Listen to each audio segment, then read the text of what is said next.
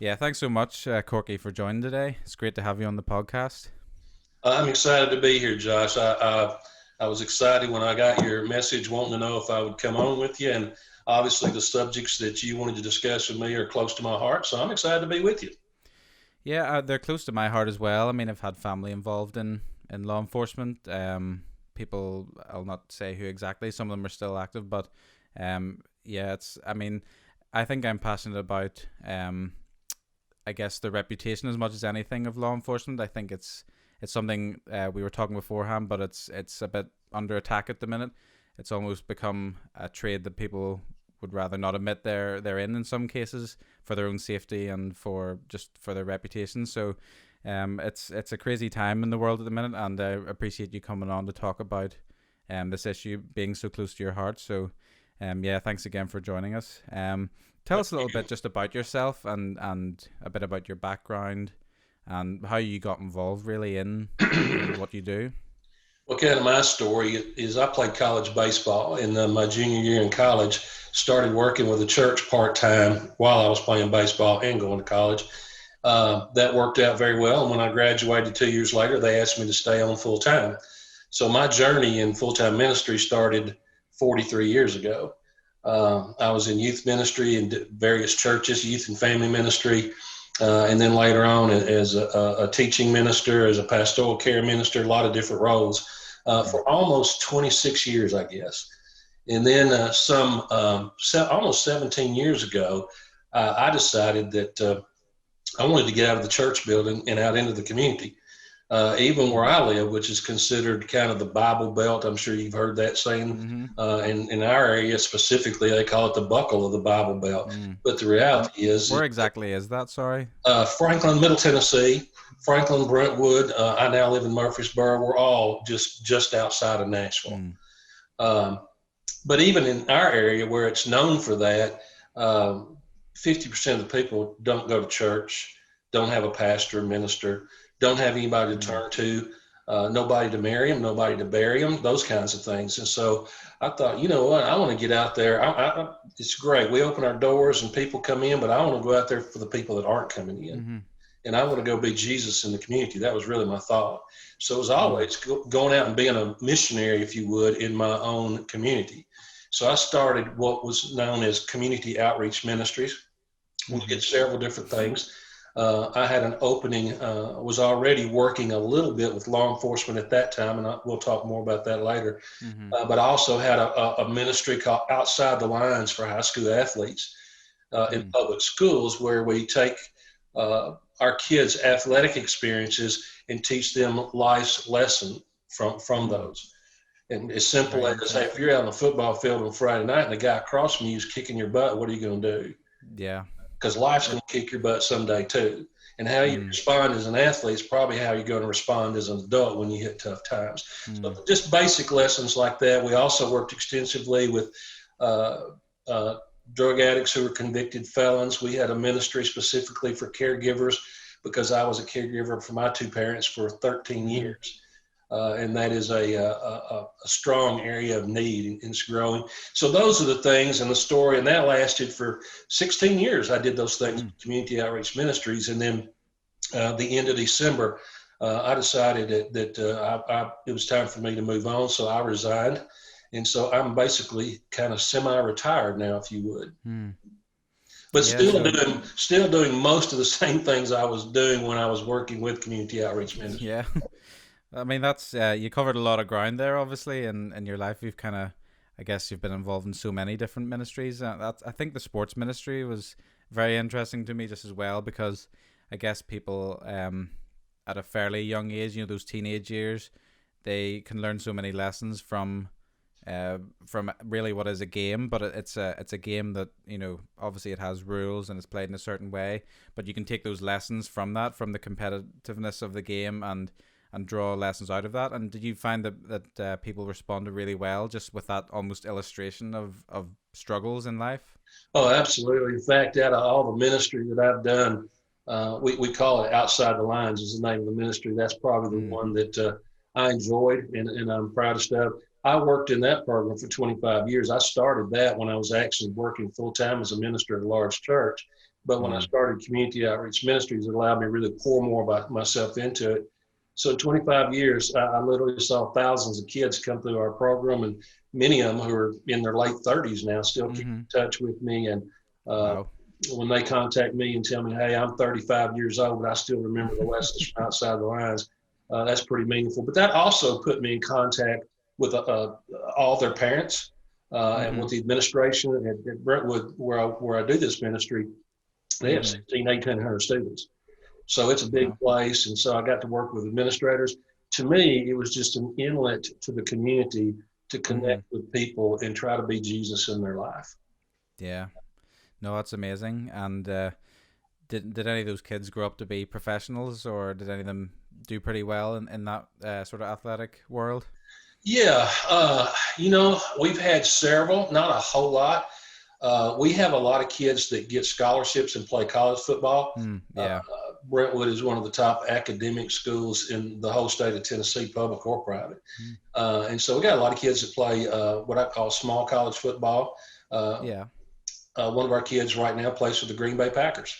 Awesome. Wow. He's left guard on the Green Bay Packers. So, and we've had others that have played too. So that it's been great to watch those kids, watch them grow up. But beyond whether they play pro football or not, to see the kind of lives and the kind of leaders that a lot of them have become. Yeah, absolutely. And just from that seed planted, I guess, they can then go on and be, witnesses and lights in the worlds that they end up in, whether it's sports or not. But I think that's amazing.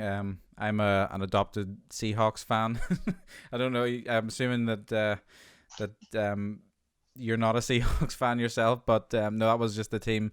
Back whenever I started watching a little bit of the NFL, it was the year before the Seahawks went to the Super Bowl with the Patriots. So it was that the year that they had just beaten Denver, I think, in the Super Bowl. So that was the year that I started following the NFL. And so I asked my friends who they were Dallas Cowboys fans, and I said, who's going to be a team that's going to be pretty good for the next few years? And they said, well, you really got a choice between the Patriots and the Seahawks. We think they're going to do well. So that was the dilemma. But then I just said, well, I'll go. They actually said to me, they said, well, the Seahawks is owned by the guy from Microsoft, and you like computers and stuff. So what about them? So I thought, well, that's okay. I'll go for them then. So that was my introduction to the NFL. But, I'm not a Seattle Seahawks fan, although I do like their quarterback, Russell Wilson. Obviously living here in Nashville, I'm a huge Tennessee Titans fan, big time. Yeah. No, the Titans, they're doing okay. I mean, they're doing about as good as the Seahawks are doing at the minute. Neither of them are really making the headlines. But we were one game from the Super Bowl last year. So, and got I think they've laid the foundation to have a great organization. So if they get to play this year, I think they'll do well. I think they're doing something good there, and they're doing it the right way. And if I was to move out that way, I think I would have to become just a little bit of a Titans fan, if not a diehard, at least sympathetic. Being a Seahawks fan, I don't know if I can abandon them, but I guess I don't think the Titans and Seattle play each other very often, so you can be a Titans fan the rest of the time. That's true. Up until the Super Bowl, really. Yeah, that's probably right. Yeah, they end up playing each other. So, you mentioned then, so you've been involved in all sorts of ministry then. So, sorry, just how did you get involved in law enforcement? Did you say what was the inroad there into that particular area? At the last church that I ministered in, I don't know what really keyed it, Josh, and I don't want to sound preachy, but I just think it's what God wanted to happen. I've always been interested in law enforcement. I think some of that comes from my dad.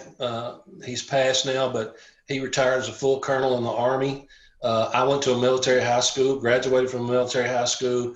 My son is a veteran, spent a year in Afghanistan, several years in the Army.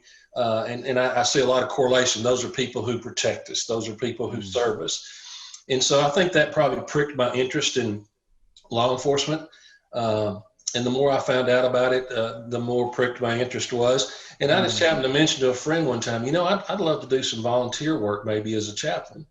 Does Williamson County Sheriff's Office have a chaplain? Well, it turns out one of his good buddies was a deputy with the Williamson County Sheriff's Office and had mentioned to him that they wanted to start a chaplain's division. So that common friend of ours put us together. Mm-hmm. Boom! Almost 21 years later, I'm still there. Yeah, Now, great timing there. I did it a little bit when I was ministering at that last church, but again, just like I did outside the lines. But when I started Community Outreach Ministries, it allowed myself to just really throw myself into it and into the lives of our deputies and our employees. Mm. And do you find that a lot of people involved in the law enforcement world are already believers, or what's the kind of breakdown there? Are you sort of helping and supporting them, or is it almost an evangelical role in terms of you're also, ministering to them in a different way, helping them discover faith? That's a great question, and there's no way of knowing absolutely for sure. We obviously can't survey them. Yeah. I don't approach it as an evangelistic ministry. I teach in our training academy. I teach a 4-hour block in our training academy teaching new deputies about the culture and how to navigate the culture, how to survive the culture, how to handle the stress. And I tell them right off the bat, I'm a man of faith, and I'm doing what I'm doing because of my faith. And I'm here to love you. I'm here to pull up alongside of you. I'm here to walk with you, whether it's job related, family related, whatever. But I'm not here to cram my faith down your throat. But on the other hand, if you ever want to talk faith or you want to hear about my faith, I would love to sit down and talk to you. So that's the approach I've always taken with law enforcement. And that has led to a lot of great conversations. We have, last time I checked, we had about 1,300 employees. No, about 350 employees at the Williamson County Sheriff's Office. With their families, that's about 1,400 total people that impacts. I would estimate that 75% of our employees don't go to a church anywhere. Doesn't mean they don't necessarily have faith. A lot of them just don't buy into organized religion. They believe in God. They have faith in God. Yeah. But I actually found myself doing more weddings and funerals through my ministry at the sheriff's office than I was doing in an actual church, because they don't have, I tell them, they say, what do you do at Community Outreach Ministry? I said, we marry them, we bury them, and everything in between. Because we are, for a lot of those people, they don't have a church pastor, so their chaplain is their pastor. And I love that. And it opened up a lot of doors for a lot of good stuff.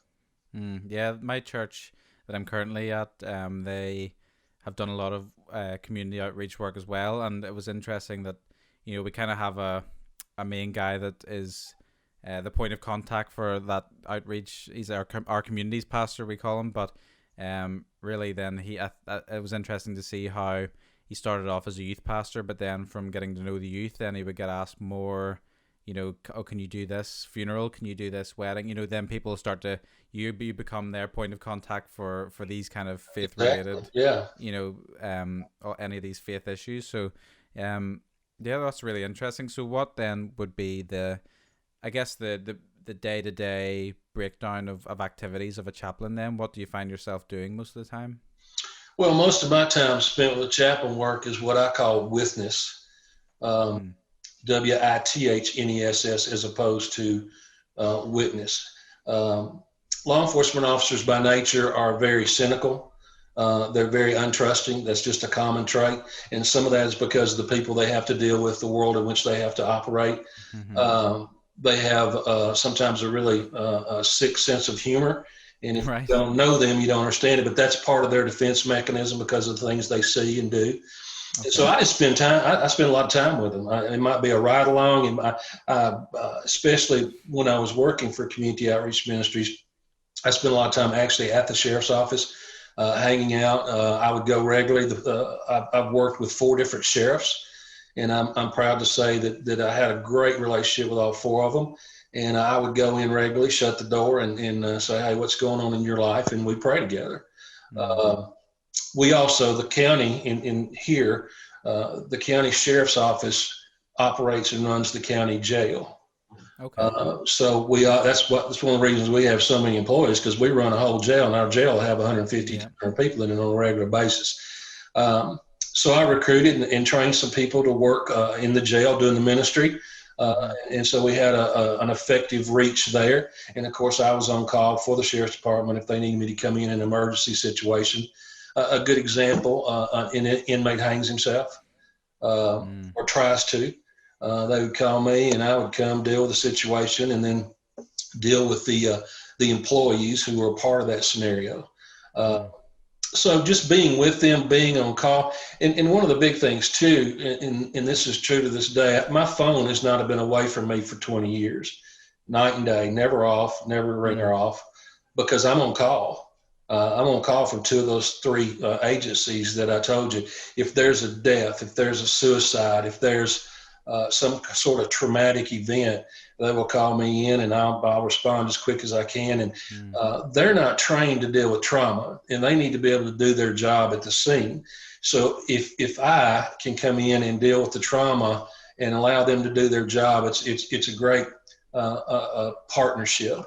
And then if there's a death notification to be made, let's say we find somebody that one of the things that people do here a lot is jump off a bridge. We have one of the tallest bridges in the state, Natchez Trace. We've had 20-something people jump off that bridge, commit suicide.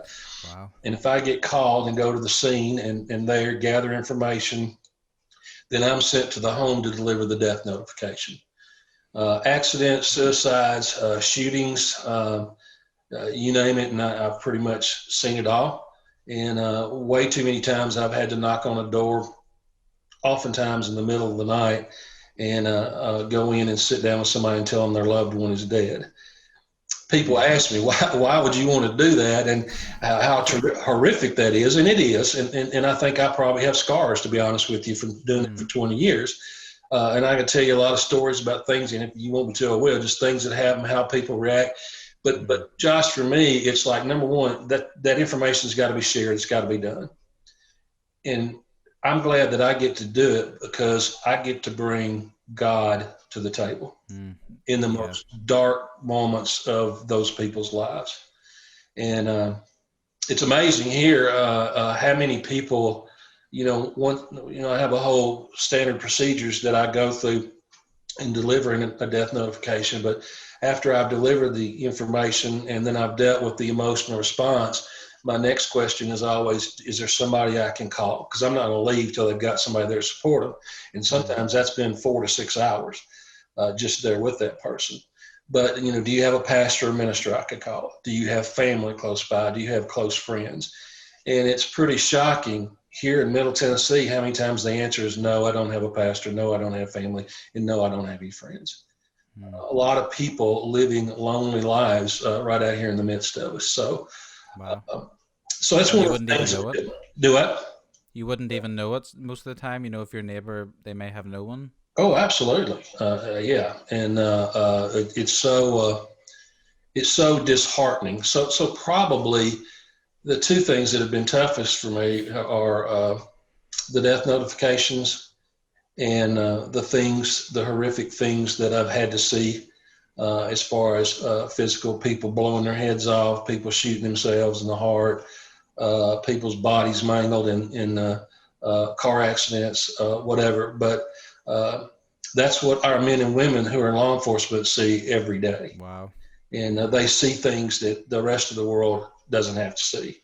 And I was just about to say, people just don't realize sometimes on paper what they have to deal with, but when someone, actually tells them the specifics of what they have to deal with, you just don't realize sometimes what these people do among us, and they go under the radar, and sometimes underappreciated for the traumatic experiences. The things you've seen, it must take a toll both on your personal life and your family life. Do you find it's tough to juggle being on call 24/7 with having a family and just running a household? Yeah, at times it has been tough, but overall, not so much. My wife has been very supportive, and she understands what I do. She understands why I do it. I think so balancing that has not been as much of a problem. The emotional residue from all of that, I think, I don't know why, and the only thing I can explain this has been God's protection, but the blood and the guts and the gore are bad, but that doesn't bother me as much as the emotional trauma that I've had to deal with in delivering death notifications, when you see people pass out or screaming and just the absolute gut-wrenching pain Every time I pull up in a driveway to do that, Josh, I think, you know what? I'm fixing to knock on this door, and what I'm going to tell them is going to change their lives. Yeah. And I always say a little prayer right before I go in. One of the things that I do, when we're talking about this aspect of it in the pain, emotional pain, physical, one of the things that I'm trained in is called critical incident stress debriefing. And it is something that's designed to help law enforcement officers and others work through the trauma of a critical incident. And it's fantastic stuff. And to be honest with you, it hadn't just helped me in law enforcement. It's helped me handle it with all kinds of people. If there's a critical, if you see a dead child, if you witness a suicide or you're there, you see a body that's mutilated, or that's traumatic. Yeah. And I always ask my guys when I get to scene, "You're okay? Are you okay? Are you okay?" And they all lie to me and say yes, but that can't not impact you. And if you don't have a place to put that or an appropriate way to process that, it can end up with some real mental, emotional problem and down the line PTSD. So big part of my training is in knowing how to work people through trauma and critical incidents. Yeah, tell us a little bit about that. So what kind of techniques do you use to help people process these traumatic experiences? Traumatic isn't even a fair word, I think, to describe. That's almost overused. I guess it's life changing, but in the worst possible way. Well, just plug in horrific then. How about that? Yeah, that'll do. It's a long, complicated process, but the biggest part of it, to be honest with you, is just talk. One of the things that I will do, usually don't want to do the actual big debriefing till 2 or 3 days after. When you're involved in a critical incident, a lot of things happen. You go into a time warp, vision warp, tunnel vision. There's a lot of things that happen. Your senses are heightened, and it's really not until 2 or 3 days after an incident that a lot of what you experience is going to come back to you. So if I want to debrief somebody 2 or 3 days after an incident, I'll have them walk through it with me from minute one. And even, are there any smells that come to you when you think about this? Was it hot? Was it cold? And have them describe to me in their terms what they saw and what they experienced. And then I help them process that and put that where it can be healthy and not unhealthy. I hope you don't mind the term, but I tell my guys it's called emotional puking. Sometimes your stomach's so upset. If your stomach's so upset, you say, "Man, if I could throw up, I'd feel better." Well, we're that way emotionally sometimes too. But if we stuff it and don't get that out and don't express ourselves and talk about it, in law enforcement officers, that'll build up and build up and build up to explodes in their lives in some really ugly ways. And that's when they become less effective at their job, really, at that stage. Yeah, when they're, I guess, they're emotionally compromised because the processing hasn't taken part, or it hasn't happened. Great point. Law enforcement in general is one of the top 3 most stressful professions in the world. For years in sociological studies, it's been ranked in the top 3. Now I'm talking about stress. And usually the other 2 are dentists and lawyers. And I asked my guys when I'm training them, I said, "What's the difference between a dentist, a lawyer, and a police officer?" And they're all like, "Well, I don't know." And I said, "Well, about $200,000 a year, is the difference." That's true. But anyway, that stress and traumatic incidences can build that stress. There's other stressors that we can talk about if you want to. But when that stress builds up, if it's not dealt with, if you don't let air out of that balloon, it explodes in their lives, and it will show in their performance. It will show in their attitude. But a lot of people don't realize the suicide rate among law enforcement officers is twice the national average. I can imagine. Twice as many law enforcement officers commit suicide, almost twice as many. It's changed a little bit because of everything that's gone on last year, but almost twice as many law enforcement officers commit suicide than are killed in the line of duty. It's amazing. Another thing, the alcoholism rate among law enforcement officers is twice the national average. Well, why? Well, it's an escape, although temporary. Yeah. And it's relatively inexpensive, it's legal, and it's socially acceptable. So alcohol becomes a big way that shows itself. Spousal abuse rate among law enforcement officers is higher than the national average.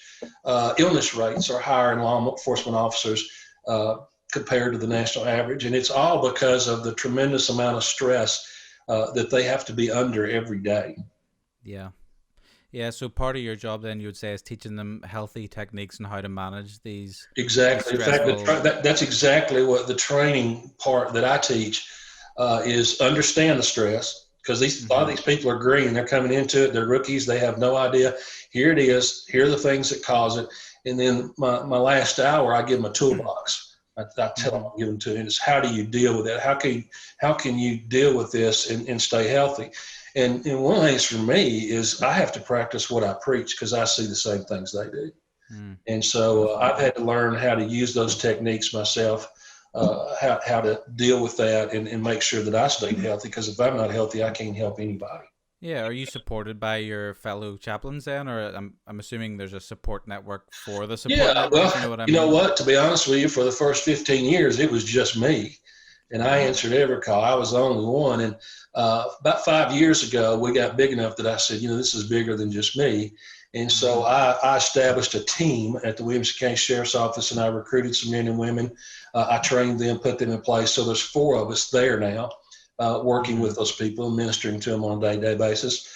I helped start the program at Franklin Police Department, and there's now 3 of us that are on call there.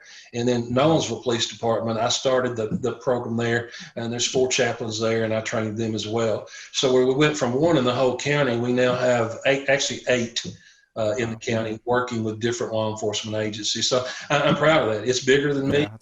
There's more people involved in it. There's more man hours and energy and ministry able to go into it because we duplicated ourselves. That's a legacy for sure on your part. You can look back and see, what was 1 is now 8, 8 people supporting. So I think that's a great legacy to look back upon. Yeah. And to answer your question, we all supportive of each other. I've always been blessed, even before those. I'm part of a Bible study, men's Bible study group that I started 12 years ago. And, I officed out of an old house. Old, like over 100 years old, that a church let us use. Yeah. And in the back of our house, we have this tree covered outdoors, and we built a fire pit there. There's a carport. So every Wednesday morning from 8:30 to even as late as noon, we meet there. We study the Bible. It's called Holy Smokes. It's called Holy Smokes because we sit around a fire. I don't care. We've been there when it was 20 degrees. It was 100 degrees. We still stay out there. Smoke cigars, offering incense to God, and study. And we've walked with each other. And we walked through divorces. We've walked through economic problems. They're really my church in a lot of ways. And so I've got a group of men that know me and I know them. And when this stuff is heavy on me, I can share with them, and they're a real blessing. And as a matter of fact, right now we've got anywhere from 5 to 8 police officers coming to our Holy Smokes Bible study. Wow. It's kind of neat. So it gives me an opportunity to know what's going on in their heads, what they're struggling with, and help them walk through it. So, I have to practice what I preach, and you got to deal with that stuff. One of the basic principles you're asking me about, and this is, I'd love to get this out there. One of the basic principles in critical incident stress debriefing is that, whatever you saw, whatever you've experienced, is an abnormal situation. I've seen multiple people that blew their heads off and splattered it all over a bedroom or a car. That's not something that's normal. 99.9% of the world's population will never have to see that, experience that, deal with that, and have it imprinted on their brain for life. Never mind repetitively. Exactly. And so that's abnormal. So, and this is the key, whatever reaction you have to that kind of situation or incident, it's a normal reaction to an abnormal situation. Okay? Yeah. So I don't care what you've seen, what you've done, whatever reaction you have, it's not bad, wrong, whatever. It's a normal reaction to an abnormal situation. Now, what you do with that reaction and how you express that reaction can be good, bad, healthy, unhealthy, appropriate or inappropriate. So it's not the emotion itself, it's how you deal with that emotion. And when that really frees people up, They beat themselves over the head because they feel this or they feel that, or they don't feel this or don't feel that. But then let's talk about dealing with that emotion, that feeling in a healthy, proper way. So when you say that people naturally try to apply a normal reaction to an abnormal situation, what then is the abnormal reaction that is the best? Like, how do you train people to be able to deal with it in a non-normal way? Do you know what I mean? Like, how do people then deal with these crazy situations in ways that aren't just their body trying to react to it in a way that it doesn't know how to? Yeah, I'm not real sure your question there, Josh, but the abnormal sometimes is the things we talked about before. Shutting down, not being able to concentrate or focus, nightmares, flashbacks. Those are normal reactions that happen as a result of a critical incident. And just teaching my guys and ladies that, hey, that's okay. Let's go from here. And if it continues, then they may need to get some help dealing with what possibly is turning into post-traumatic stress disorder. Yeah, no, I guess what I was trying to say is if they're trying to react to these situations that are totally out of the ordinary in ways, if they're trying to react to that as if they're a normal human being going through life normally, what are the ways then that you teach them? How do you teach them to deal with these ridiculous situations that people very rarely encounter?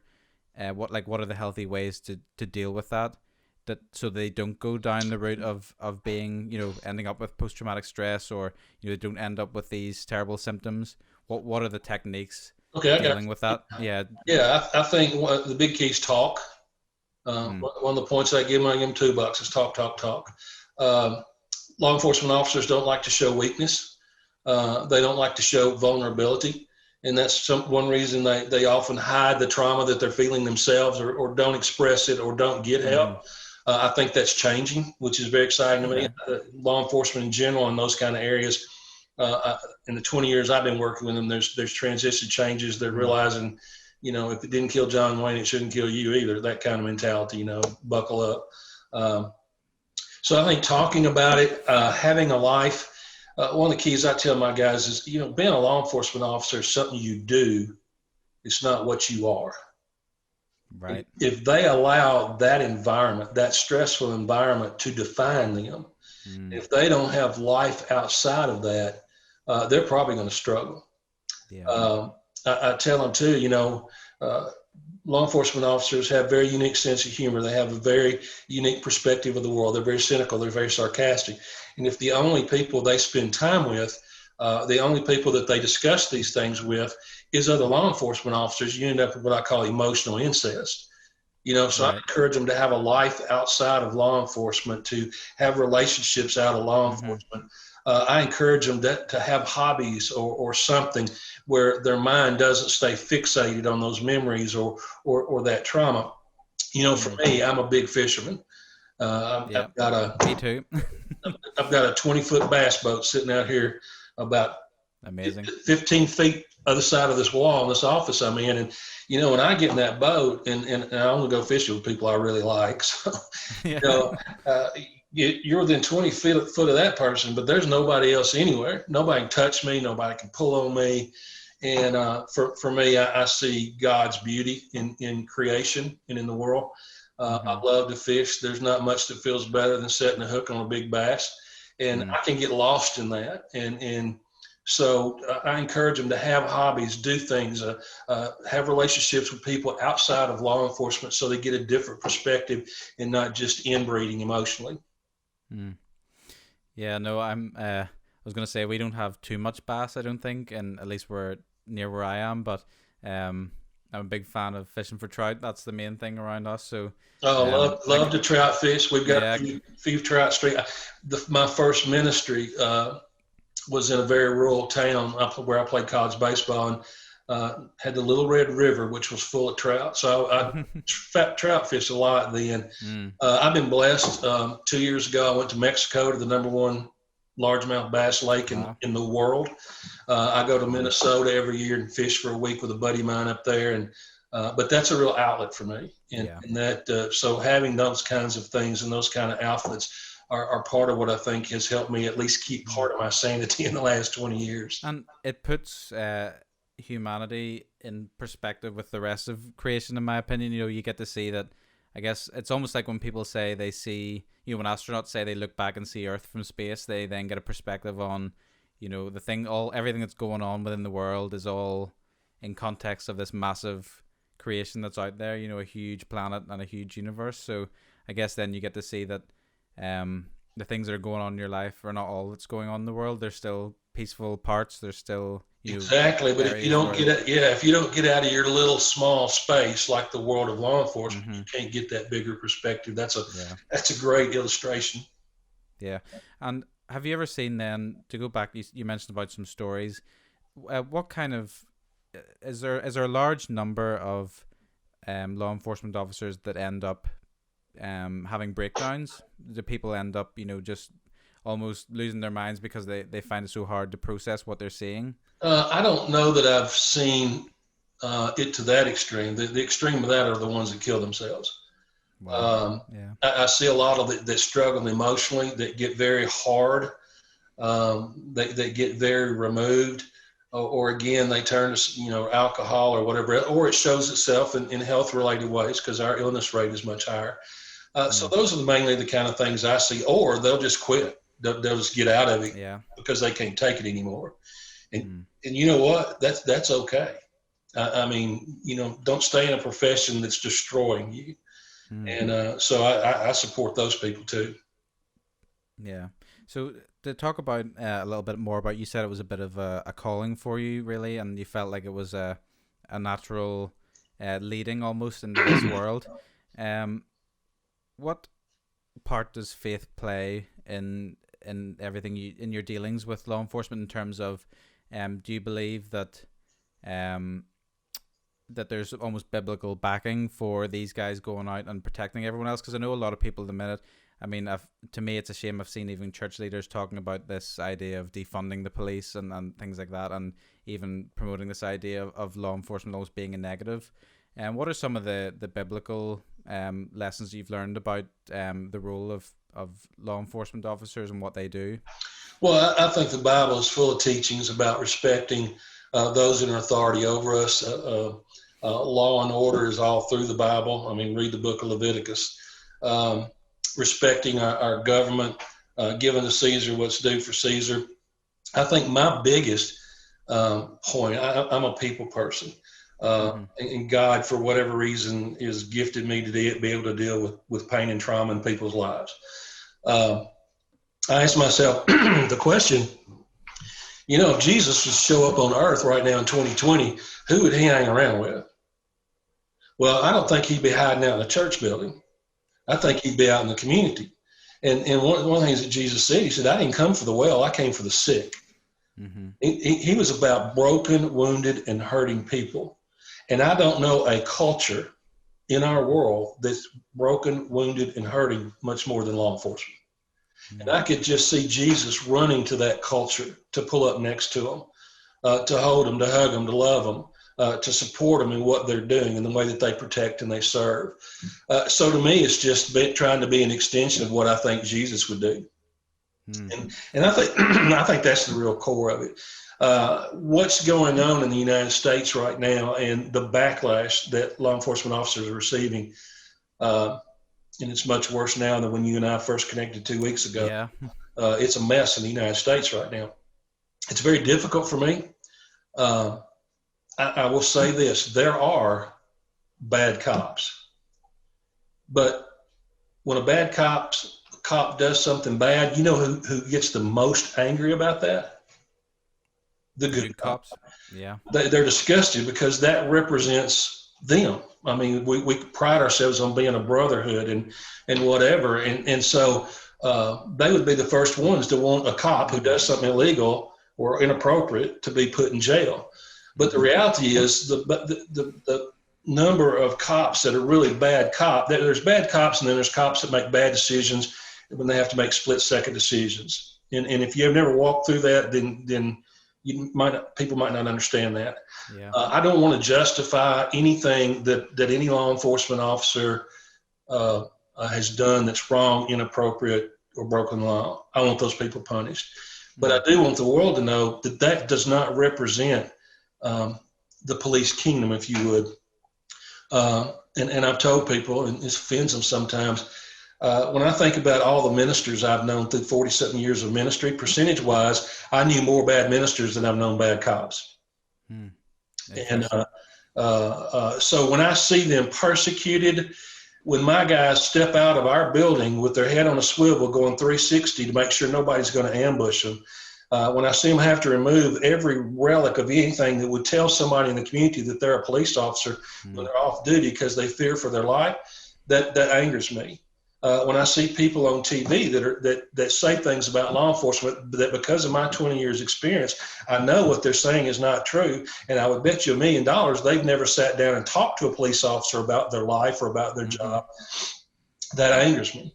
And statistically, when it comes to shootings and those kinds of things, the statistics do not back up what people are claiming. That's just fact. That's not an opinion. The statistics do not back it up. So it's hard for me. I have pushed for greater funding for the sheriff's office for years. I get the opportunity to speak in public places to educate people about law enforcement. And one of the things that I always tell them, it's ridiculous how underpaid they are. And then when I hear people turn around and say, defund the police, it's just beyond me. To me, that's just the height of stupidity. And two, we had Antifa members running wild in the streets this week, and somebody fought back. And the first thing out of that Antifa member's mouth when he was getting taken care of, somebody called the police. I heard that. Yeah. So explain that to me. And they are all that stands between us and chaos. We need them. And I guarantee you, they're not doing what they do because they're getting paid a great amount of money or because they're going to get a lot of attaboys because it's a very negative world. They do it because there's some passion, there's some calling in their life to do what they do. And that's why I have great respect for them. From a faith standpoint, I really struggle with some of my brothers and sisters and some of the things that they're saying about law enforcement. I really struggle with their responses to, and these are people that I love and people that I've worked with, and I'm just like, where are you coming from with this? Do you really know what you're talking about, or are you just trying to throw out whatever itching ears out there want to hear? So that's presented a real struggle for me, to be honest with you, because I just can't believe what some people of faith, ministers in particular, are saying about law enforcement, police, and their reactions to some of the situations that we're having to deal with. So when you hear someone, even people from a faith background, I've heard people, who are ministers and preachers say things like this.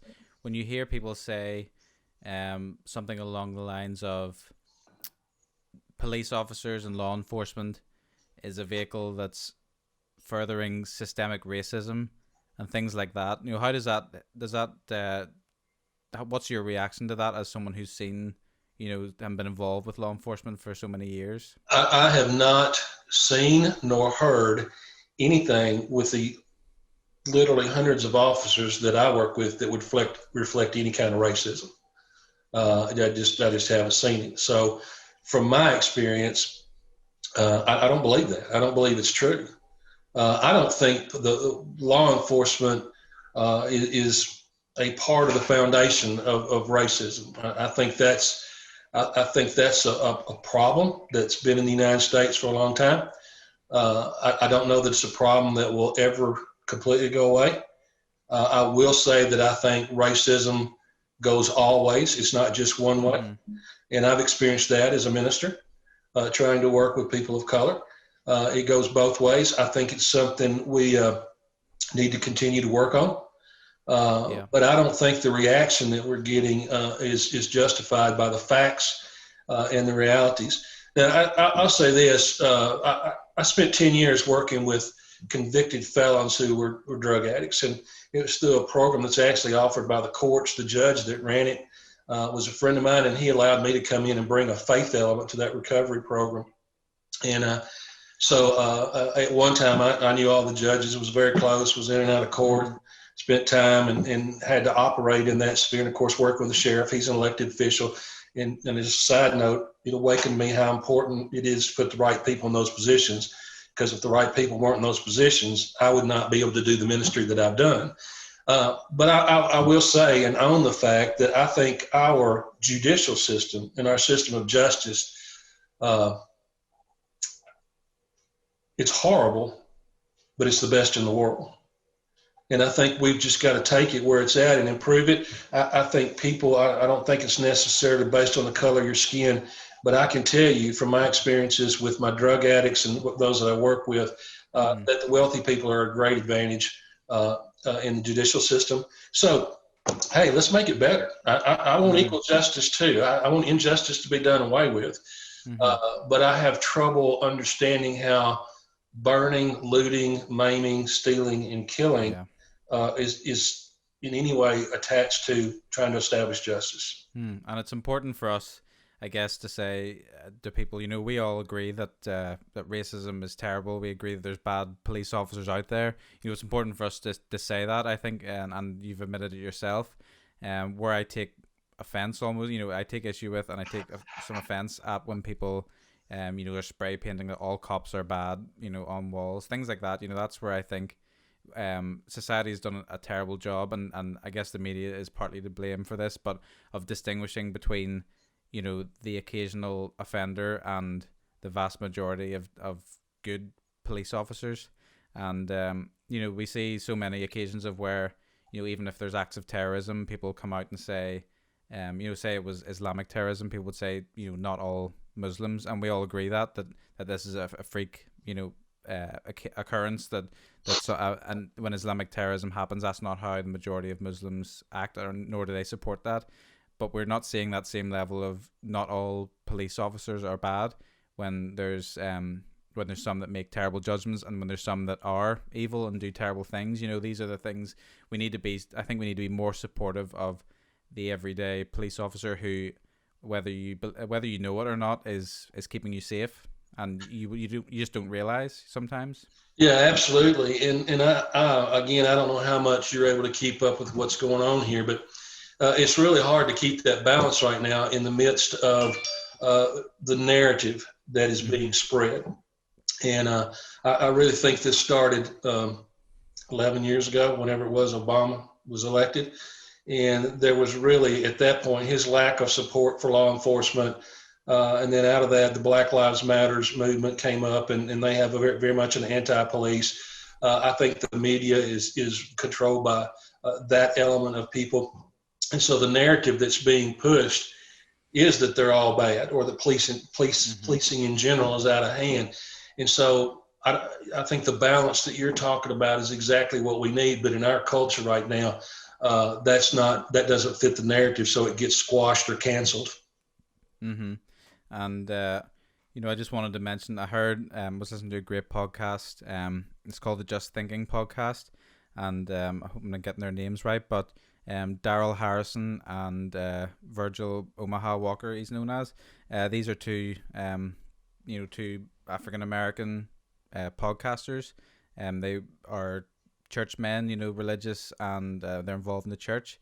And they did a great podcast about the topic of Black Lives Matter, which I haven't actually listened to all of yet.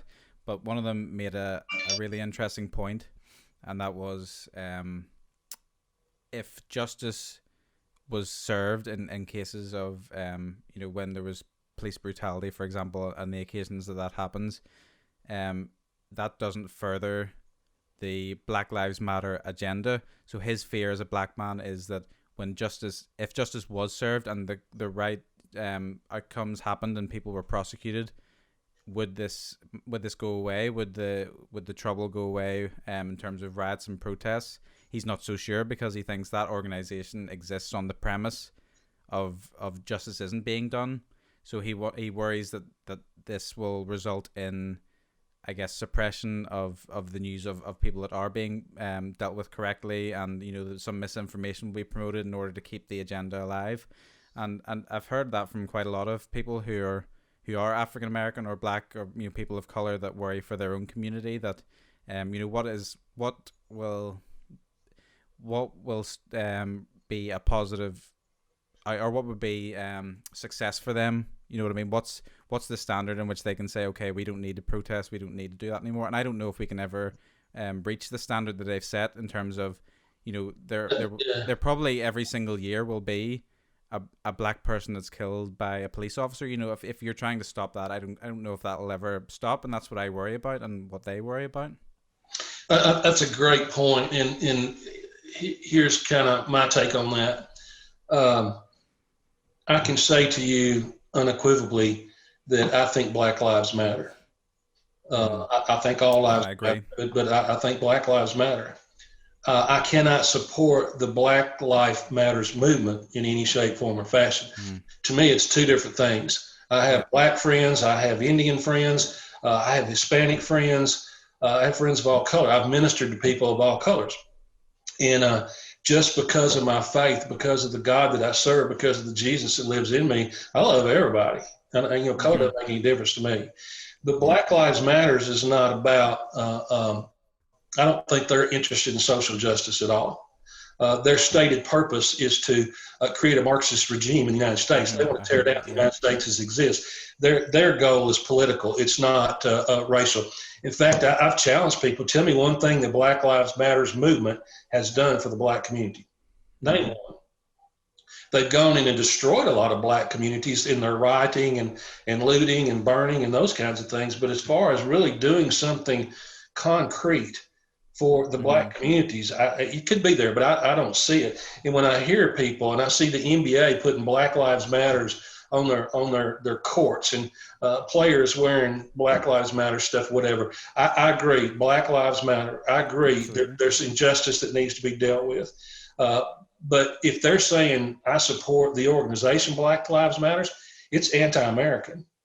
They want to tear down the United States. I can't support that. And I hear preachers stand up and say, I support Black Lives Matter. And I will say, okay, wait a minute.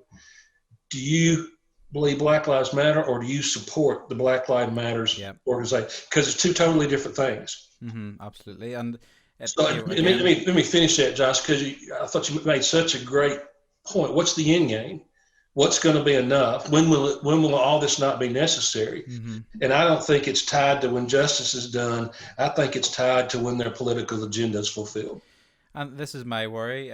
We're sitting here as two white men that are, we're openly saying that we believe that black lives do matter, and we couldn't be more clear about that we love our black and African American people of color brothers and sisters, and we want what's best for, not just them, but for our countries and for the world. And this is, I worry very much that that this seed that's being planted in terms of we're oppressed, we are, we're being treated badly, we are not equal. I just worry that this seed is only going to divide the society further and further until it's nearly at the point of civil war, because people really don't trust each other. They think that they're working against each other. So I mean, this is a real worry for me, because when you love your brothers and sisters, you don't want to see them, or you don't want them to have a negative opinion of you. And I worry that these kind of movements are just, it's making the differences almost irreconcilable, between the two communities, and that's my worry, that we just, how do we get reconciliation in the midst of such division when the agenda is promoting it? You know what I mean? When this agenda everyone is backing, not the Black Lives, the statement Black Lives Matter, I think nearly every normal, decent American and citizen would agree that, but the organization seeks to divide, and this is what I worry about. Yeah, and I think without getting too political, division is a weapon used by people to get to a further end. If Black Lives Matters and other political groups can continue to divide us and pit us against one another, they can accomplish their end goals. So I share that concern, and I see it, and I think we're edging closer to, I don't know if it'll be a civil war, but there's going to be, at some point in time, the other side is going to start responding to Antifa and Black Lives Matters if these government leaders don't stand up and do something about it. If they come to Nashville and start tearing Nashville up like they're tearing up Seattle and other cities, there's going to be a problem. And this is a worry, because obviously you're involved in law enforcement. I'm sure you don't condone sort of vigilante justice, but at the end of the day, that would be the natural reaction, a natural negative reaction to, other negative circumstances that are being imposed in their cities. When people care about their businesses, they will take the law into their own hands sometimes whenever police forces are stretched so thinly. And none of us, I don't think we want to see that. We want to see peace and the police being able to do their jobs, and we're starting to see, even in at the time of filming, we're filming this now just shortly after the death of Jacob Blake. So this in Wisconsin, we're seeing some of the cases of people, shooting other people to protect themselves and to protect businesses, and that's by no means an ideal situation. People want to be able to rely on the police to protect them, but when in the current situation, people are being overrun. The police are all over the place, stretched so thinly, and it's almost a natural consequence of all that people will start to defend themselves beyond what is just normal law enforcement, and it's a worry for me. But I think it's definitely a natural consequence of the way things are going. I think that's that word natural. People aren't going to sit down and take it forever. Businessmen aren't going to see their businesses burned down while nobody does anything. Mm-hmm. I think police officers, because of their sense of right and wrong, their sense of wanting to protect their communities, they're more than willing to step in and do what they need to do to take care of those situations. The problem, I don't care if it's Kenosha, if it's Portland, if it's Seattle, if it's New York, every one of those cities is run by very liberal governors and mayors. Mm-hmm. And what happens, the police officers are chomping at the bit, but those liberal mayors are telling them to stand down. And I tell you, that's hard for somebody who's been trained and it's ingrained to uphold what is right, uphold the law, and to be told to stand down while people are destroying the city. That's very difficult. But I think you're right. And and Josh, the only solution I know, and again, I don't want to sound preachy, but that's who I am, is God's going to have to do something. Somehow he's going to have to move in the hearts of men and women, and he's going to have to rain down peace and some kind of reconciliation. And we got to get leaders in place that'll stop this stuff, but yet move forward and correcting the injustices, improving our justice system. But we're not, you're exactly right. We're not heading in a good direction. Yeah. The natural, I like the way you use that word, the natural end of this would be turning man against man. And and like I said, I don't think that's what we want to see, but it's natural in terms of when people are threatened, that's how they respond. And that's me saying it in a way that's not condoning, but understanding the natural response to threat that humans have. Exactly. Can we talk a little then just about how this is all affecting officers? In your job and ministering and talking to police officers, how are they dealing with this? I don't even know, vitriol, this sort of hatred that's being directed their way. How is it being a police officer at the minute, where people are against you? The best word I can think is it's hellacious. It is so hard. They're fearful for themselves. They're fearful for their families. They're scared sometimes to go out in public. And one of the trickle downs from all that is, right now, who wants to be a law enforcement officer? Who's standing up right now saying, hey, I want that to be my career. So you've got departments like Franklin, like Brentwood, like the Williamson County Sheriff's Office that are having trouble hiring people. Mm-hmm. Therefore, we have shortages. And that weakens the police force. So I just say this, the ones that are there are committed to it. And they have to be. I mean, there's no reason other than they're called to it and they're committed to it. But it's very difficult. And they are fearful.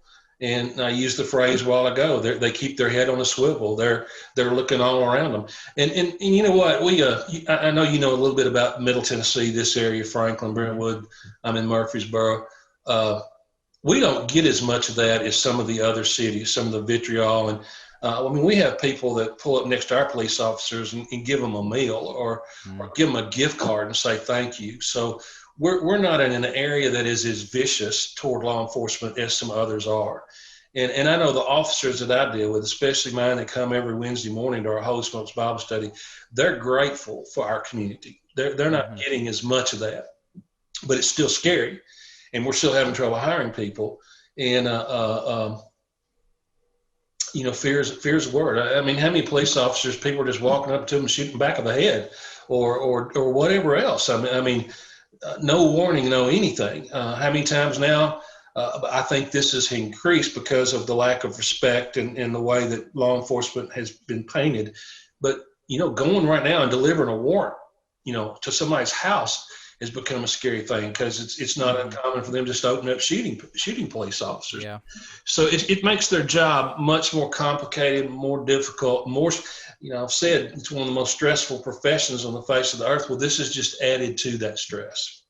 And, I listened to a really interesting, I think it might have been as part of a podcast, but a certain commentator made the point that when you almost demonize the profession and make people not want to join it, then that doesn't really help your cause, because you're going to end up with the people who are the less qualified, the people with the worst temperaments. They're the ones that are going to end up continuing to apply, and the decent people will be too worried about, this is going to affect my family life, my reputation if I end up doing this. So it doesn't do your cause any good to... And that's right. And it's like you said earlier, I mean, these are the people that protect us. These are the people that look, who are you going to call if somebody breaks into your home? You going to call a social worker? I don't think so. And so they're worthy of our support. You use the word demonize. That's a good way to put it. Think about this, Josh, and I think you'll relate to what I'm going to say. In March, April, right through there, police officers were being held as heroes because they were holding the line through the pandemic and COVID. Our workers in hospital, those people didn't have the option of not going to work. And they were doing so in the middle of a pandemic, and they were operating out in the community in the middle of a pandemic. And everybody was like heroes, our healthcare workers, our police officers, whatever. And here we are just a few months later, and as you said, they're being demonized. All right, what happened? I mean, how'd they go to heroes to scum in 6 months? Well, I think the big thing that started it was the George Floyd killing in Minnesota. And I don't think anybody that's seen that believes that it was okay. My police officers were appalled by it. But does it warrant that slide to where we are now? And those men have been charged. They're not going to go scot-free. They've been charged, and they'll be convicted. So here we go in a 6-month period from heroes to goats. And it's so hard for me to see that and to see that happen to our men and women. And one of the things that I found that I have in common, I feel very called to do what I do. And I know you're a spiritual man, so you understand that. But one of the first questions I ask my trainees when they come through is, why do you want to do this? Especially, why do you want to do this now? And what I have found with most of them, a lot of them have family history in law enforcement. A lot of them are coming out of the military. But most of them, they have a sense of calling. And so it may be a different calling than I have, but I relate to them on that level. I do what I do because I can't not do it. Right. If that makes any sense. Yeah. And I think for a lot of these men and women, that's it for them. They really feel called to do this. And I believe they have to, because again, they're not doing it because of the money that they make, and they're not doing it because of the attaboys they're going to, awards they're going to get, because that ain't going to happen. They're not doing it because they're going to get a great retirement plan, because it's not that good. They're not doing it for the healthcare program, because I know the healthcare program here, and it's not that great. So why are they doing it? Well, they're doing it because they're passionate about it. Yeah. And I think that's part of that culture that I've really learned to love. Their passion, their commitment. And I've listened to the notable. She would describe herself as a feminist, but a common sense feminist thinker called Christina Hoff Sommers, and she's mentioned that when she observes, the culture at the minute in terms of parenting, and when people discourage their younger children, boys from playing in a way that could be seen as violent, pretending to be a police officer or pretending to be a fireman, or well, that's not really violent, but you know what I mean, these kind of more masculine type roles traditionally. When parents now are discouraging their kids from pretending to go around and be a police officer and catch the baddie because it could be seen as violent or aggressive, but she sees that then as trickling into the mindsets of people growing up that that law enforcement and people involved in that it's a negative, it's an aggressive field, and again it furthers this stereotype of that's something almost to be discouraged. But some people just have the temperament and calling to protect, to pretend to be, when they're kids, they pretend to be police officers because they want to be the hero. They want to be, that's what you want to be. You want to protect other people, and to discourage younger kids from playing in that way, and to say, oh no, that's too aggressive. That could have an effect in the future generation in terms of thinking negatively about these rules. But it's worrying to me to discourage people. And you mentioned calling, that's why I'm saying this, people who have this temperament, this calling to be the protective type people, willing to use force to protect others. To discourage that is worrying to me, that would be the case. I think that's an excellent point, Josh, and especially when the narrative that is played out continuously in front of us through pretty much all media sources is police are bad, police are bad, whatever, yada yada. And when people grow up now, years and years, and that's the message that they're getting from our liberal media, you're exactly right. It's probably going to get worse, and fewer people are going to want to go into law enforcement. So I think I hadn't really thought about that long term, but I think you're exactly right. And in terms of training of police officers, in your opinion, is their training adequate? Because a lot of people are questioning the training of officers in high stress scenarios where, perhaps, again, with the Jacob Blake situation, it could be said that the officer perhaps panicked and shot him more times maybe than he should have. Some people have said that's a training issue. In your opinion, do you think the training of officers is adequate in terms of dealing with high stress and high adrenaline scenarios? That's an excellent question, and to be honest with you, that's different from agency to agency, state to state, county to county even. There are some, let's say, state regulations to be what's called post-certified here, which includes, I think, 10 or 12 week continuous training they have to go through. And then their continuing education is very stringent too. So in my experience is with my people and the people I know is yes. I think so. Is that true everywhere? I don't know. Do we need to improve that training? Do we need to continue to massage that training to more fit situations that we're dealing with and the culture that we're in? Well, yeah, but we can always do that. But I think the training is pretty thorough. The continuing education is pretty stringent, what they're required to do. So yeah, I think it's here anyway. I can't speak for everywhere. Now it's really interesting. Defund the police is one of the things that came out, and then it was basically remodel the police. Okay, let's go to a different model, or let's evaluate and come out with some stuff. Well, everything that they came out with that needed to change, our agencies here already had in place. All of it, how we handle de-escalation tactics. Everything that they came out and said this needs to be put in place, we already had in place. So what are some of the examples of the changes that they were wanting that you did have? Like, or would you say that you are ahead of the curve in some areas? Well, I think the biggest one that came out was use of force. And when the police officer in Minnesota very visibly put his knee on a guy's neck, that is not acceptable. That has been outlawed, and another one's a chokehold. We've not allowed that for a long, long time. And so there's just two good examples. So use of force, specific kinds of force, dealing with confrontation. We've got a lot of things in place as far as de-escalation, those kinds of things. So I think the law enforcement entities that I deal with here are probably ahead of the curve compared to a lot of places. And then let's face it, when you're in a big city, even Nashville right here next to us, what they deal with and what they have to work with is much different than us who are out here in the suburbs. And you couldn't pay me enough money to be a police officer in Nashville, Tennessee right now. It's really bad and fixing to get worse there. But here, I think our guys are trained well. Is it enough? I don't care what profession you're in, you can always use more training. One of the reasons they can't do more training is because they don't have funding to do more training. This is true, yeah. So let's defund them so they can do even less training. So that's kind of a vicious cycle that I don't think people understand.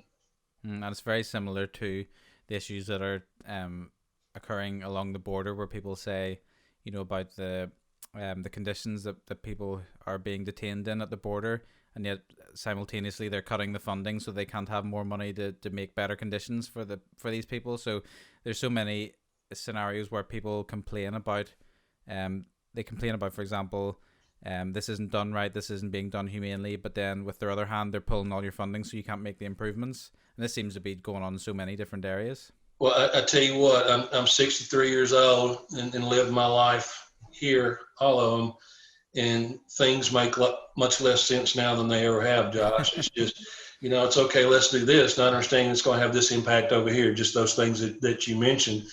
And I've talked to my wife and say, sometimes, I don't understand this. I don't understand how they're saying that. I don't understand how they can even think that. And then finally I get to the point where I'm like, you know what? I'm glad I don't understand it, or I'd be like them. Yeah. So a lot of things don't make sense. A lot of things are contradictory. And, right now in the United States, that's sadly the world we live. And sadly that law enforcement bears a lot of the brunt of that. Mm-hmm. And you mentioned a little bit in your area that people were generally supportive of police officers on the whole. Is that support across people from all different races and skin colors? Do you find that you have a good relationship with African American and Black people in your community, in your police department? I would think that for the most part that is true. There are still people who, Franklin, they've had numerous marches in Franklin, non-violent. Some of those led by ministers even, and local Black ministers that are really pushing the injustice button right now. So there's always those that I don't think it's pointed toward our police departments, though, because our community has a good relationship. I think it's pointed at justice system and some of the other things, and the injustices that are going on in other places. I think if you ask most of the Black community in Franklin, Brentwood, that they would, and I could be wrong, but I think for the most part, they don't have a real problem there. They have a big picture problem. Yeah, I guess in some cases that's very justified. No, I was going to say, I guess where I'm heading with this is, in your role as a chaplain, and I guess in the future of the chaplaincy of your area, what do you think then what are some of the ways in which chaplains and the more spiritual side of policing and law enforcement, how can you bridge the gap between I guess these two divided communities? What are the ways in which, going forward, how do we reconcile the differences between the protesters and rioting type people who are outraged, and then police officers who are also outraged about different things? That's a good question. And to be honest with you, I don't know how I have an answer to that. In our roles, we're not in a lot of situations where we can impact that.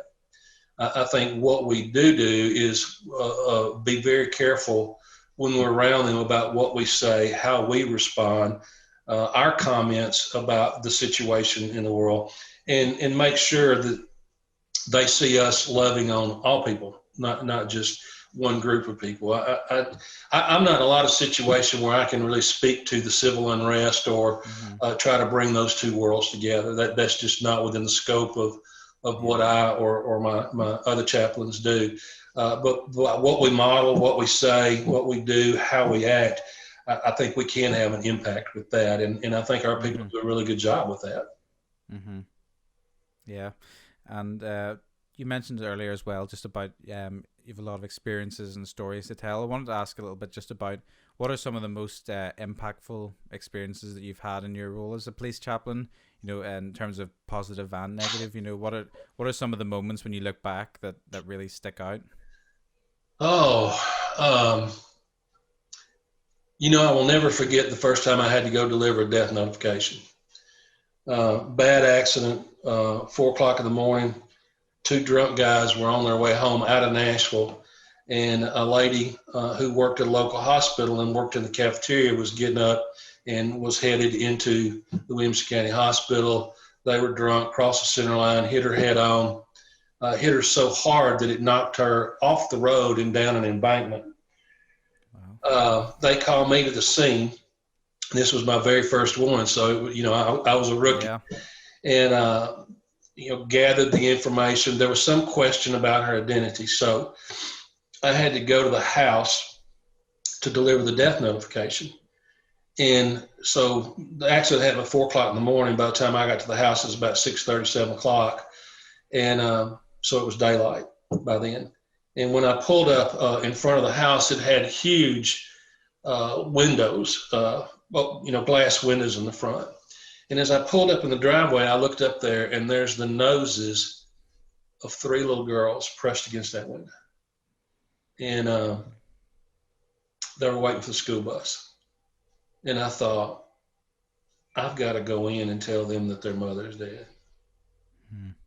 And I had to go in, and I did have to do that, and the husband. But then because we weren't sure of her identity, I had to get him to go with me to the county morgue and identify the body. And, you see that happening on shows on television. Yeah. I'm going to tell you, brother, until it happens to you, where you actually see that happen, or you're standing there with somebody and you have to pull that sheet back. So that first one, especially because those 3 little girls, sticks in my mind. I've had people attack me. I went and knocked on the door of a man one time to tell him his daughter, college student, had lost control in a car, had crossed the median. It was interstate, crossed the median, and went into the other lane and got hit by an 18-wheeler. Devastating accident. I had to knock on his door and wake him up at 2 o'clock in the morning.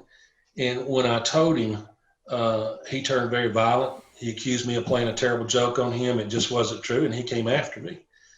I've had people who have passed out on me. I have had people who just took off running through the house, throwing anything to get their hands on, yelling and screaming. One of the most touching to me was a man had a bicycle accident here, and at a high speed, he lost control of his bike. It threw him head first into a guardrail and took off almost half his head. I had to go to his house to tell his wife. And when I knocked on the door, she came to the door. She was a very attractive lady. They were probably in their 50s, early 50s. And she was dressed up. Obviously, it was a Saturday morning. And told her who I was and whatever, and if I could come in. And she said, yeah, I'm just waiting on my husband to get home from his bike ride because we're going to lunch together. And I had to go in and tell her that he would not be coming home and what had happened. She went into probably the deepest shock I've experienced, and I will never forget this.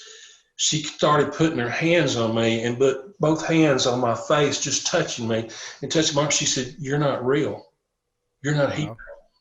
And she did that for about 20, 30 minutes.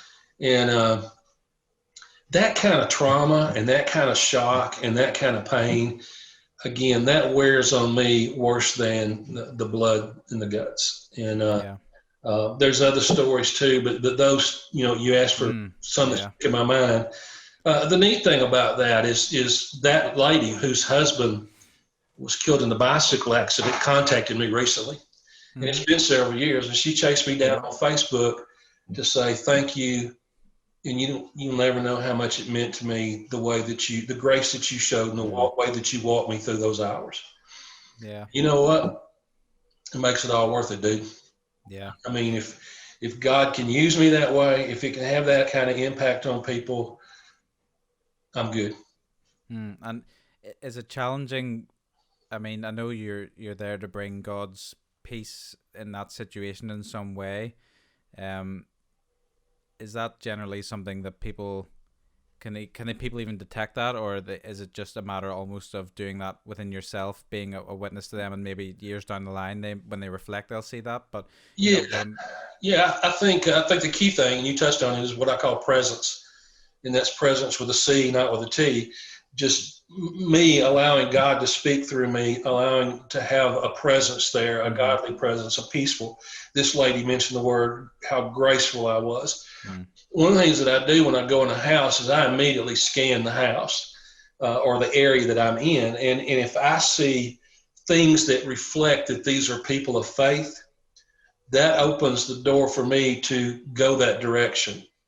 If I don't see something like that, or it's not reflected in what I hear from them, I may not necessarily take it as much in that direction. I always ask if before I leave, if I can pray for them, and I ask for permission. I don't know that I've ever been told no. And then I always leave my card and ask them if I can follow up. And again, I ask them for permission. I don't want to bug you. For me, it's kind of like I may represent the most painful moment in their life. So they may not want to hear from me again. They may not want to see. But those are things that I try to do. And when at all possible, try to bring hope. Why does a car accident happen and a 17-year-old girl dies? There may be physical reasons why, but it's always the question. There's unanswerable questions. Suicide. Why did he do that? Well, I don't know. What I try to bring to people is what we do know. I don't spend a lot of time worrying about what I don't know. I try to focus on what I do know, and I do know that God said He's always with us. He'll never leave us. I do know that He said that I will never leave you and I will never forsake you. I do know that He said all things work together for good for those that love the Lord and called according to His purpose. I do know that He said, my God shall supply all your needs through His glorious riches in Christ Jesus.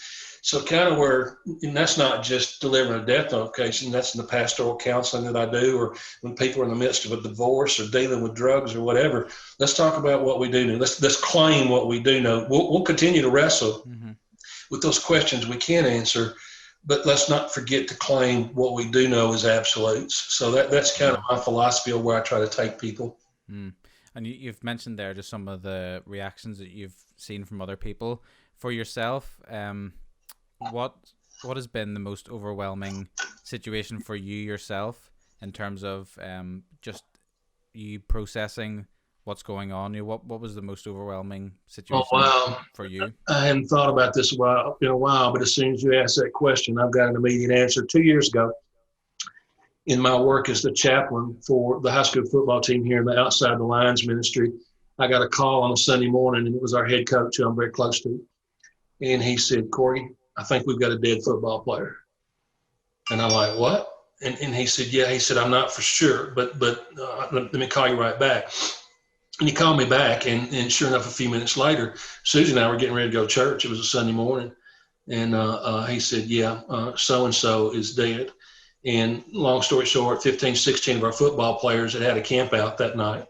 And when they got up the next morning, they couldn't wake him up. And again, long story short, he had died of alcohol poisoning, basically drowned in his own vomit. But those kids were there. Those kids were there with their buddy trying to do CPR on him. One of the dads showed up that owned the property and whatever. So coach said, I don't know. He's a football coach, They're not used to having to deal with this kind of stuff. He said, what do I do? I said, well, tell you what. Call your football coaches, tell them to meet me in the field house in 45 minutes, and we'll meet and we'll go from there. Man, I walked in that coach's office, and grown, strong football coach men are just devastated. And so I spent the first little bit helping them deal with their pain. It was excruciating. One of our players was dead. 15 other of our players had been with him. And okay, so then it was, okay, what do we do for that? And I gave them some keys on how to help the kids too, how to handle trauma. And then it was like, we got to deal with the parents. And I said, why don't you call a parents meeting for 3:00 here in the field house, and we'll deal with them, and you and I will do whatever.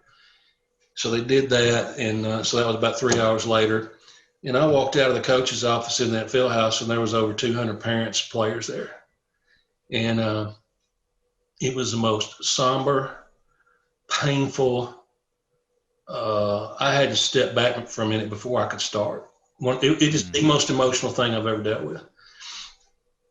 And when I'm beginning to start, I look over to my left, and coming through the door were the parents of the young man who had just died. And they wanted to be there with their football family. And that is just the most emotionally painful situation. And it went on from there. We had that meeting. I counseled with kids, we had visitation. The funeral itself was atrocious, and it was a long, emotional, and very draining week. And was this a kid that you had known yourself, that you'd work with? Oh yeah, I was close to him. Yeah. I mean, I know all those kids. I mean, I'm their football chaplain. I'm with them every week. I was with them 2 or 3 times during the week.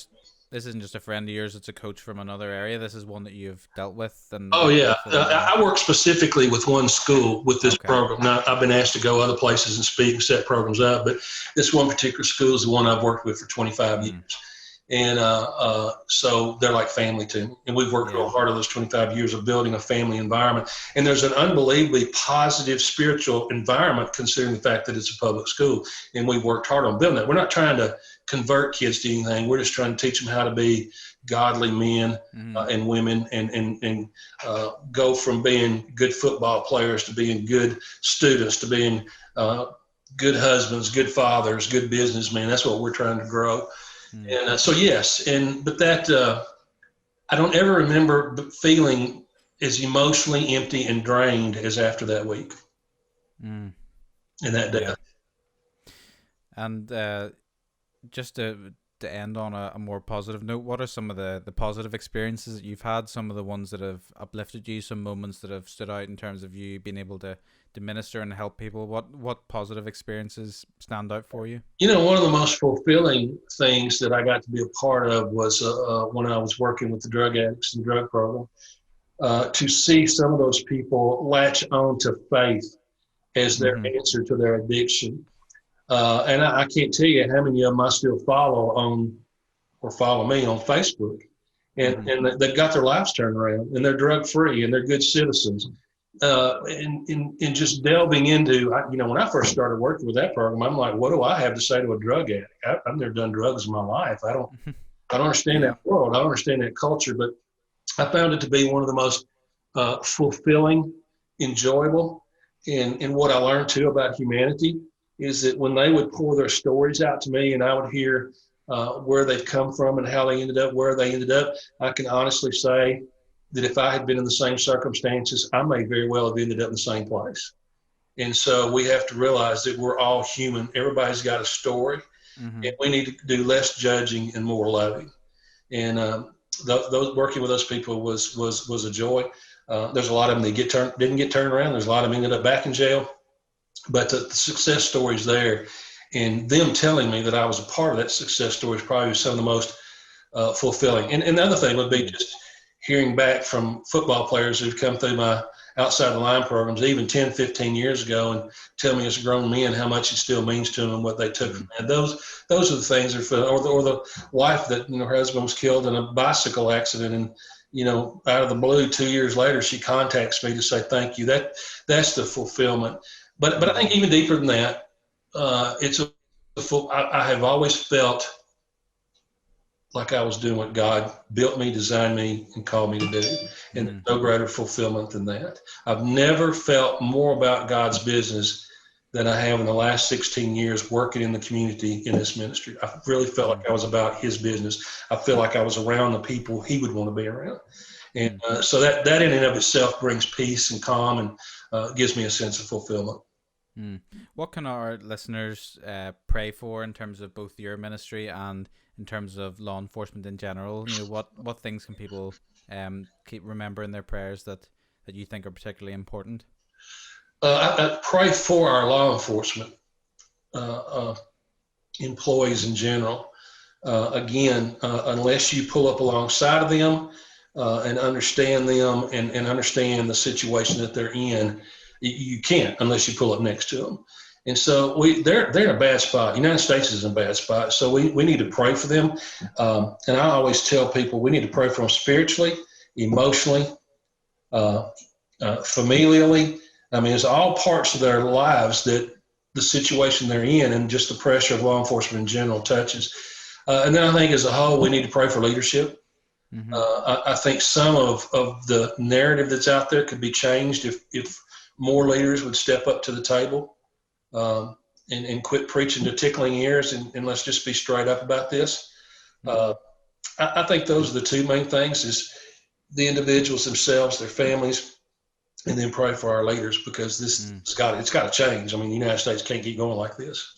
There's an end game, like you said. We don't want it, but there's an end game. Yeah, that's not what we want. So I think pray those things. I would encourage people, sit down and talk to a cop. Have a conversation with them. I guarantee, I don't know any cop wouldn't be glad to sit down and talk to them about their profession, what they feel right now, what's going on.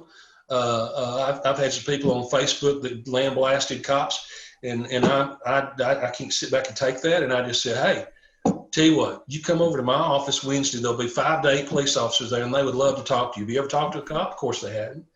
And so I think those men and women would love to have an open conversation with people. Yeah. So if you have an opportunity to do that, the main message that they're getting right now is negative. And I don't think everybody is negative about law enforcement. So I think if God's people will be more vocal about supporting them, letting law enforcement officers know in the midst of this that they are loved and supported and appreciated, I think that goes a long way too. That could be letters to the sheriff, whoever. That can be taking meals down to them at shift break. I mean, there's a lot of ways that can show itself. It can be walking up to a policeman on the street saying, hey, just want you to know, with everything that's going on, I really appreciate what you do. You would not have any idea how far that goes with our men and women. Mm-hmm.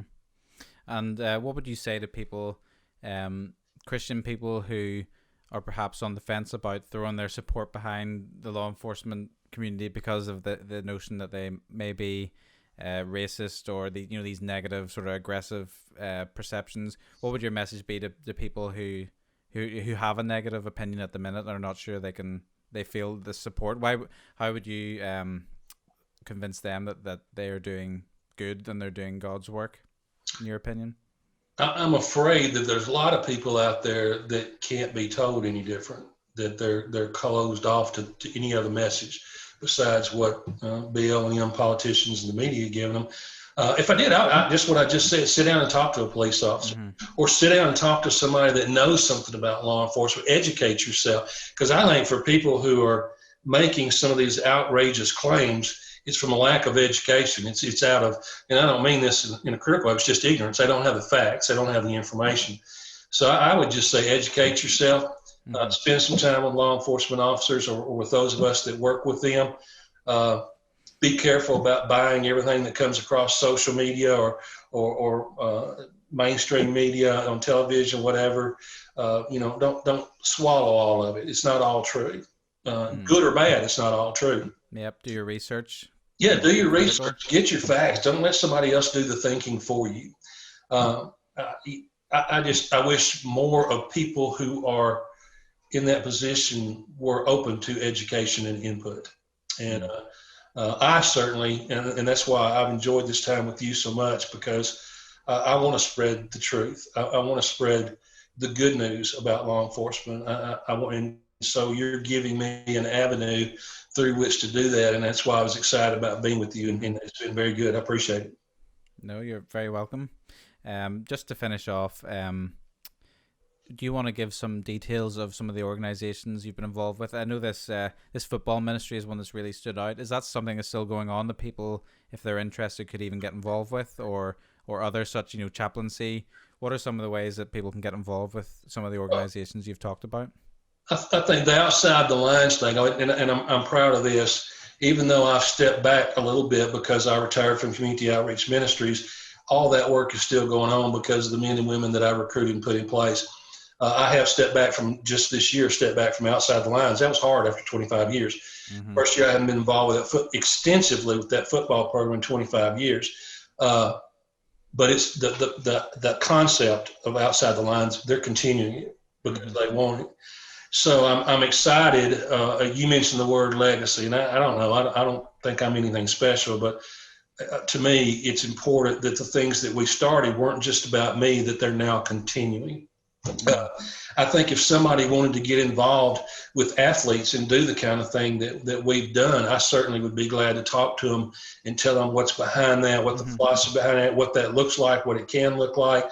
I think as far as chaplaincy, I think a lot of ministers need to look at volunteering as a chaplain, just like how I started.